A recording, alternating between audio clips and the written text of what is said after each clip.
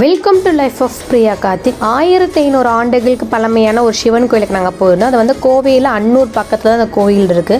இந்த கோயிலுக்கு வந்துட்டு ஒரு மிகப்பெரிய வரலாறு ஒன்று இருக்குது. அது என்ன அப்படின்னா, ஒரு வேடன் வந்துட்டு பூமியில் கிழங்கு பறிக்கிறதுக்காக வந்துட்டு கோடாரி எடுத்து வெட்டும் போது ஒரு பயங்கரமான ஒரு சத்தம் வந்திருக்கு. மீண்டும் தோன்றப்போ வந்துட்டு அந்த கல்லேருந்து ரத்தம் வந்திருக்கு.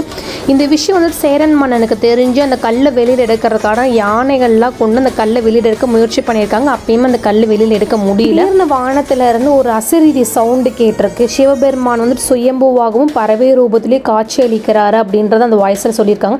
இந்த உண்மை நிலை தெரியாதனால வந்துட்டு வேடனும் சேரனும் வந்துட்டு சிவபெருமான்கிட்ட மன்னிப்பு கேட்டிருக்காங்க. சிவபெருமான் மன்னிப்பளித்ததுனால வந்துட்டு இந்த கோவிலுக்கு மன்னீஸ்வரன் பேர் வந்திருக்கு. இந்த கோயில் ஒரு பரிகாரம் இருக்குது. 21 டைம் இந்த கோயில் பிரகாரத்தை சுற்றி வந்து 21 விளக்கு போட்டோம் அப்படின்னா முன்ஜென்ம பாவங்களும் நம்ம செய்த தவறுகளும் வந்து நிவர்த்தி ஆகுது அப்படின்றது இந்த ஊர் மக்களாலும் மற்றவங்களாலும் நம்பப்படுது.